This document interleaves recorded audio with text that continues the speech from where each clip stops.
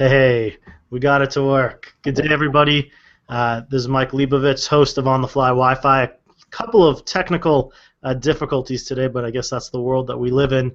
Certainly excited to be here today with the wireless LAN guru and expert, Devin Aiken. Devin, thank you for joining us today. Why don't you take a second or two to give a brief description of who you are, where you came from in terms of wireless LAN expertise for those that don't know you that are Sure. watching today. Sure. Thanks, Mike. So my name's Devin Aiken. I've been in Wi-Fi since just slightly before dirt was invented. So it's been a while. In fact, there was no such thing as Wi-Fi when I got into this field. There's wireless LANs for some time. I've got a big background in RF from the Army. I've got before I ever got into Wi-Fi, I did a lot of routing and switching in Novell, Microsoft. So very well-rounded there.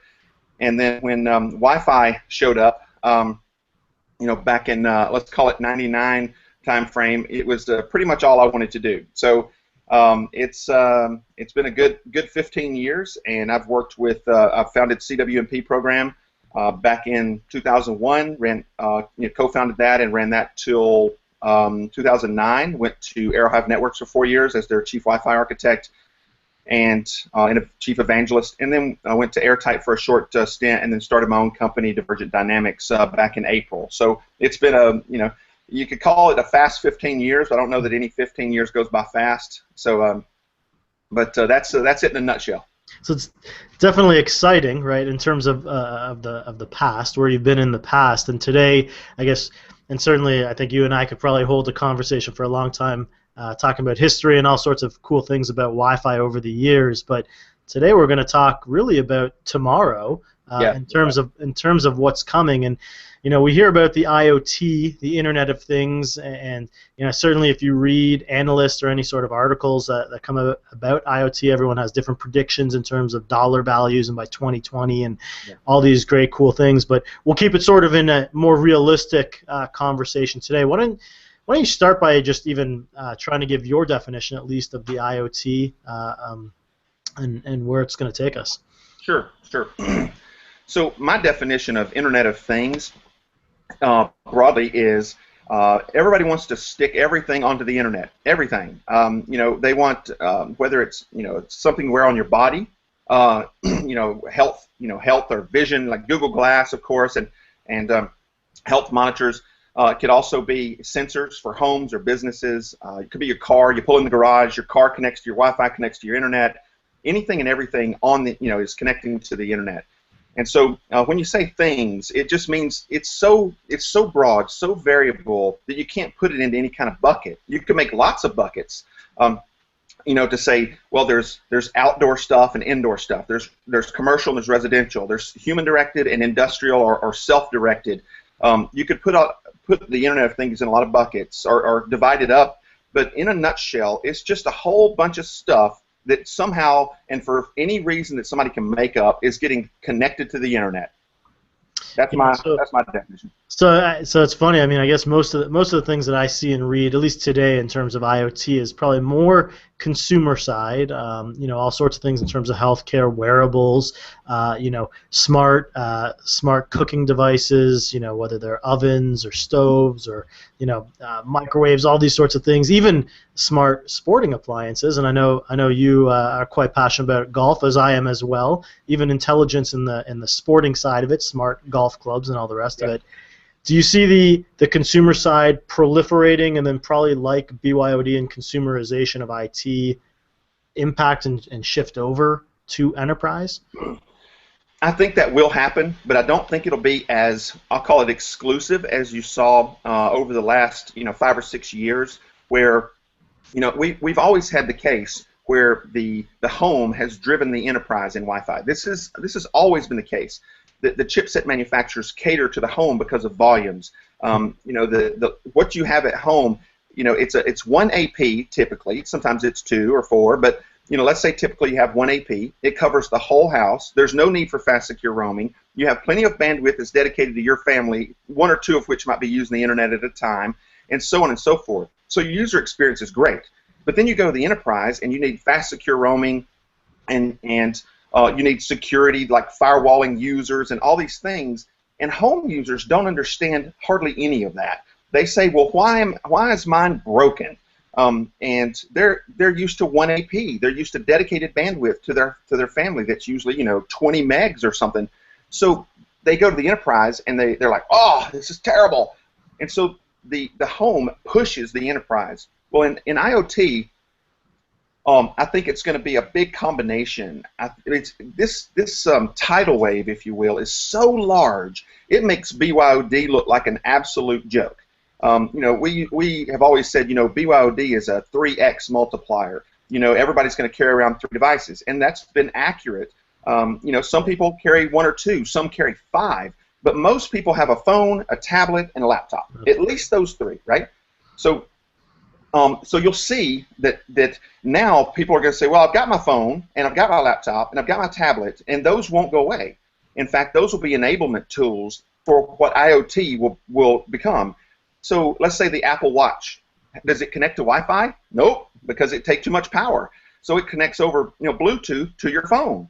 And so these, we'll use Bluetooth in combination with Wi-Fi in order to make this whole thing happen. That's just one scenario, but there's an infinite number of scenarios where you're wearing all kinds of internet connected via Bluetooth, Wi-Fi, or whatever, and then so you're bringing that.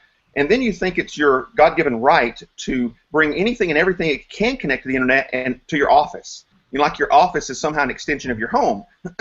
So you bring your, let's say, your picture frame, and it can connect to Wi-Fi and pull pictures from your network-attached storage over the internet, over a VPN link from your home, and they're like, wait, what are you doing? And you have 50 of them, right? And so so people would just bring stuff, and I saw the other day a pen that had Wi-Fi in it, and people say, oh, it's the greatest thing. You just write, and it remembers everything, and it goes to the cloud. I don't want a cloud in my pen, but nevertheless, somebody does, and if the CEO does, guess what? So it's going to happen.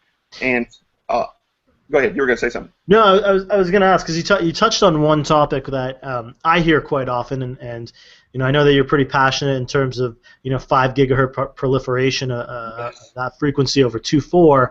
Even before we talk just on that for a few minutes or a minute or two, some people that I speak to would suggest, look, Internet of Things, particularly in enterprise, is probably more around different protocols, different frequencies, whether it's Bluetooth or perhaps some other medium, Zigbee or something like that. What's your take in terms of Wi-Fi versus, let's say, anything else in terms of IoT, and then we can maybe touch a little bit on 2.4 versus 5 in the future. That's a great question. Until we have nuclear-powered batteries, we're going to be using other technologies. Wi-Fi, as most people know, Wi-Fi will suck your battery dry. It just will.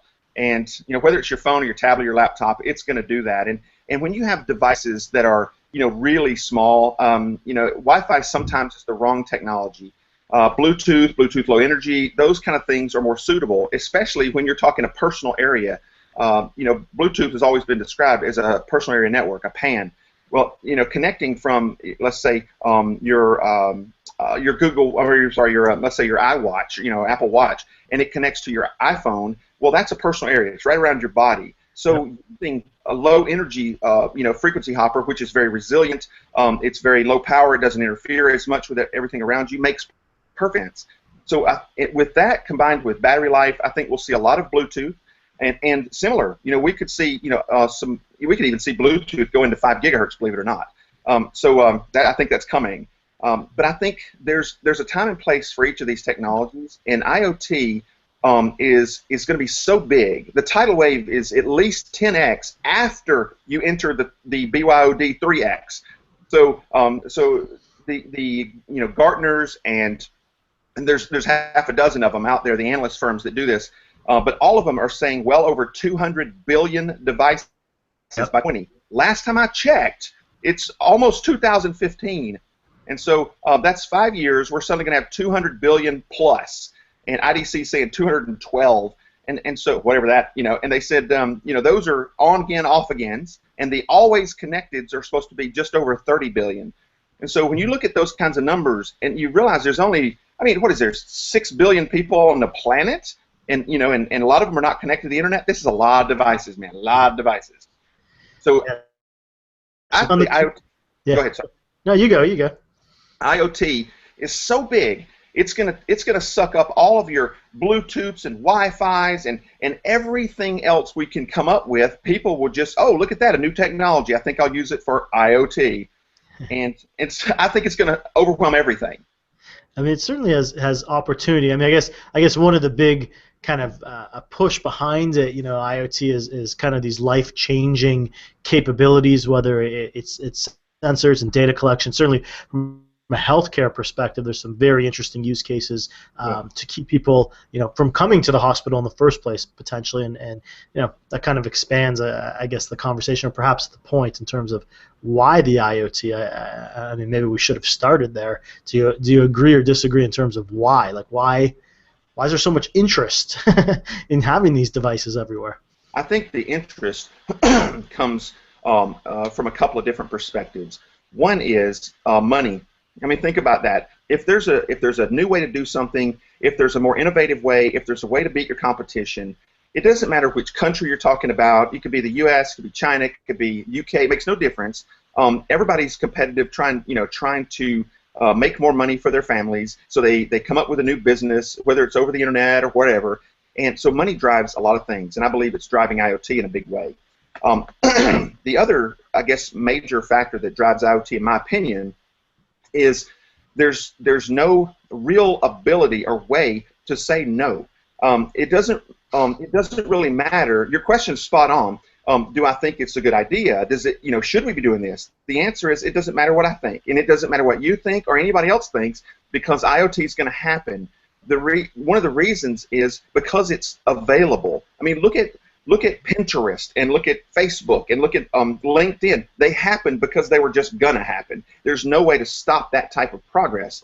You have a logarithmic curve of technology growth that not only won't stop, it won't even slow down. It's going to continue to accelerate until the entire society as we know it worldwide will completely be morphed by it. IoT will change people's lives, not just, oh, I've got this device and this trinket, and it's not like that. IoT is going to come and turn you into a robot. You're going to have stuff top to bottom. This is going to connect to that. You walk into the room, it's going, hello, Devin, how's it going? Oh, cool, Mr. Wall guy. It's going to be, infinite numbers of ways to market to people, sell to people, make my life more convenient, make sure I don't have to work as hard, I can spend more time with my family, right. All of those things will be transformed, not necessarily for the better, but they will be transformed by IoT. It's going to change people and societies as we know, and there's no way to run from it. Yeah, I mean, there is the famous quote, although right now it escapes me in terms of where it comes from. But you may not like gravity, but gravity doesn't care, right? That's the best. I love that. and the IoT is kind of like that. The IoT just doesn't care, right? The IoT is gonna be here. It's gonna permeate our lives, both personally and professionally, wherever we go. Yeah.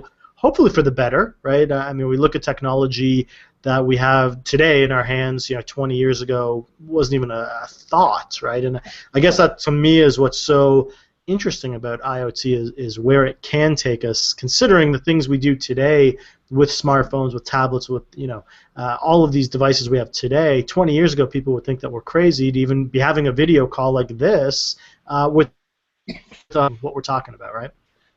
Yeah, and think about the bad places it can go to. I think the IoT has the possibility of good things, but it has an equal amount of bad. Our government has, ours and others, I don't pick on the U.S., but they certainly deserve it. But I will say that, the governments in general, they don't ignore technology. They may be a little slower than Silicon Valley, right, in adoption and proper implementation. But I'll tell you, once they get a handle on it, they use it for control. And so don't think that the skies won't be monitored and the buildings won't be monitored and your every conversation, your every move won't be monitored, because it can be and it will be. We're almost there now, and we don't even have a real full-blown IoT yet. IoT is basically on the start-off. It hasn't even gone down the runway yet, but it will. In 5 years, it'll already be full-blown in the air. But in the U.S., you're looking at 2 years. In slower adopting countries like, say, Australia, that's a little more laid back, you're looking at 4 years. But in general, 5 years, it's going to be ridiculous. Sensors will be everywhere. It's already used for power, sensors for powering lights off, but now it's going to be monitoring where you go, who you are, are you well? You walk into a room and it goes, your heart's beating a little too fast, Mr. Aiken. It's going to be, and once the government has the ability to legislate that, we got a problem. So I know we want to talk about security and definitely some of the elements we need to think about. Why don't we shift gears into a little bit in terms of the considerations, what we as an industry need to do, what we need to start thinking about. Certainly there's a lot of, end users, customers that are out there that are starting to think about it, starting to look at it. We briefed on it. We could talk a little bit about 2, 4, and 5 in terms of planning the Wi-Fi. Be great to talk a little bit about onboarding and provisioning of devices and kind of holistic security in terms of wireless IPS and stuff like that. So why don't we shift into a little bit of the more maybe tech talk and take it from there. So where do we start, right? Today we have a wireless LAN network that we've built. Hopefully we've designed it for capacity and coverage. Maybe we're utilizing 802.11ac. Are we ready for IoT? Is it that simple to just plug it in, or are there other considerations? So IoT is not a big animal. It's not a oh wait, IoT's at the door, let me go let him in.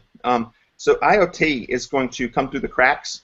It's going to be leaking through the ceiling and coming up through the floors. And I don't think there's a way to say, okay, we're now ready.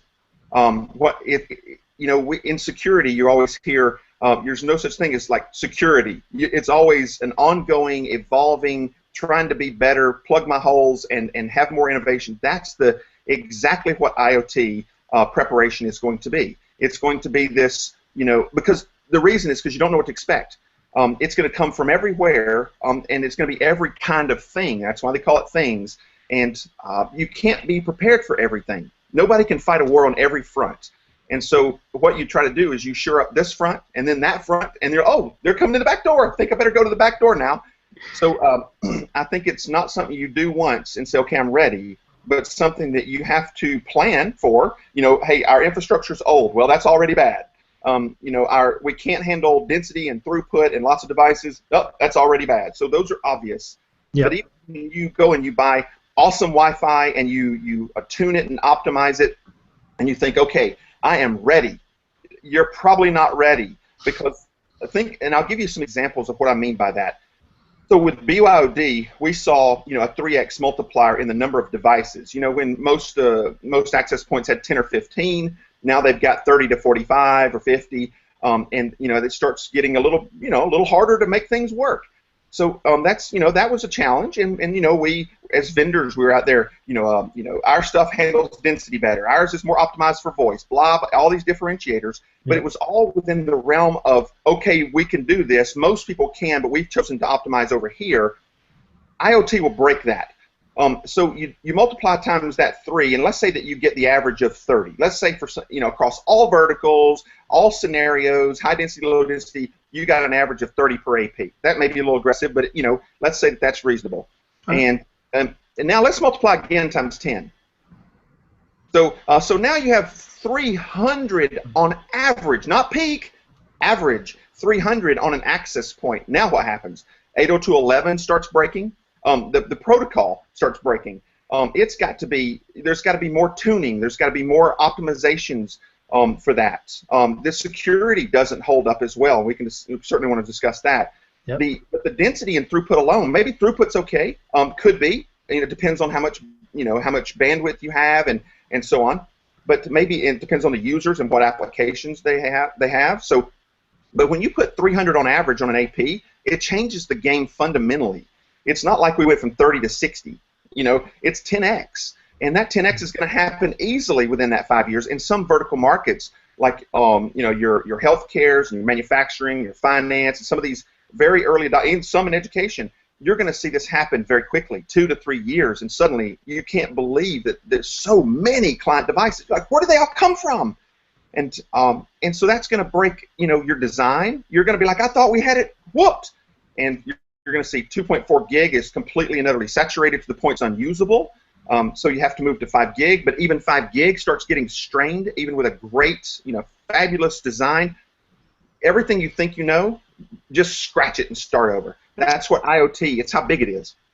Yeah, I mean, it's interesting even from a design standpoint. I think many people, when we talk about 11 AC and 80 megahertz potentially to go to 160, and it's like, whoa, hang on a second here. 20 works really well, and you're going to need it more than likely, and maybe it becomes back to 20 as a strong recommendation for people to consider. Look, you're probably going to need more radios than necessarily wider channels. Agree, disagree? So I've always been of the thought process on high density design, and I do a lot of that. Is we would take 10 megahertz channels if we could. We'll take them. We want channel reuse in order to get the most capacity. I think the answer to your question is, generally speaking, smaller channels are better for more devices, higher densities of client devices.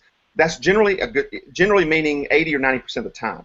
There are times when there are so many users in a certain physical area. Think about you're having a trade show, or some kind of show or event, like Oprah comes to your town and poof, 10,000 people. So those kinds of things. Well, now you need efficient airtime use as well, not just reuse, channel reuse. You need that for capacity. But suppose there's only 300 people, but they're all in exactly the same physical area, and so you could put 10 APs in an area, but you got interference there. So maybe you go to wider channels to get them on and off. As long as their client devices are modern and they can use 40 megahertz wide channels or 80 megahertz wide channels, you get them on and get them off right now, and that way you can get more people through the system. And so it depends on the use case, but I'd say most use cases are geared toward a big capacity with a physical spread, meaning 20 megahertz channels, one over here, one over here, one over here is better. So I think it does come down to use case, but most of the time it leans in one direction. So from a security standpoint, so let's talk a little bit about wireless IPS. I think it's probably an interesting area to talk about in terms of IoT, in terms of its applicability, its use case. Maybe it's becoming cool again, or maybe it will become cool again. Certainly WIPS was a very hot topic a number of years ago, and maybe kind of cooled off and became a little bit more niche for certain verticals, let's say. Does it come back strong? Is it going to help? What do you think? So I have a pretty pointed and usually unpopular opinion about this. I guess it depends on who you ask. If you ask a WIPS vendor, it's pretty popular. So my opinion is that if you were only trying to protect your infrastructure, I would say that the trend that we've had going for the last 5 or 6 years is okay. That trend is to get away from the overlay and to put WIPS features into the infrastructure and let them do background scanning, and every so often you'll put a dedicated radio to do some dedicated scanning and to do some wireless prevention like DOS or what have you. I think that's been the trend, and it's a good one in general.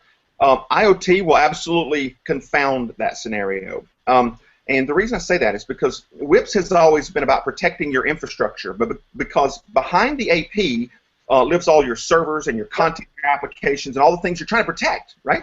So we've got 802.1x with 12,000 different kinds of EAPs, and and each one has their strength. But we've got some good strong stuff, TTLS, PEEP, and so on, good stuff. And if you're familiar with how and want to afford implementation of that, that's all good. We also have some unique ones out there, unique security things like Airhive's PPSK and Ruckus's DPSK and so on, and those have their place as well. And so everybody's trying to protect the infrastructure. But with IoT, let's say that you've got a little system on chip. It's an 802.11g. It's meant to just turn on the lights, something simple. Do we really think that this thing has an 802.1x stack in it? Is there any supplicant there? No. It's got PSK only.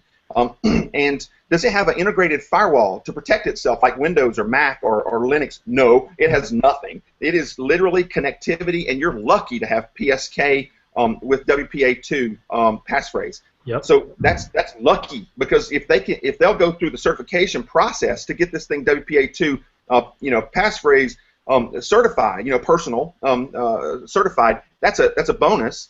So a lot of times there'll be connectivity issues. There's never going to be any security with IoT. It's just endless numbers of crap coming onto your network and it's all PSK.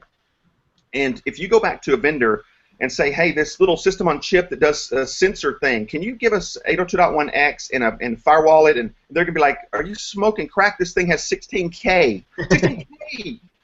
We can't put anything on it. And so you're lucky to have wireless connectivity at all. So that being the case, where WIP steps into that is not monitoring the infrastructure, because it's good. It's taken care of. If you want super duper awesome infrastructure monitoring, you can dedicate, a couple of your APs or a few of your APs, sprinkle them 1 for 4, 1 for 6, and you have some dedicated sensors. Man, your infrastructure is good to go. What is not good to go is a PSK client. If you can break one PSK client, let's say that you hack into a sensor. Well, now you've hacked into the freezer and the front door and and the phone system and everything else that's IoT. So that's not okay.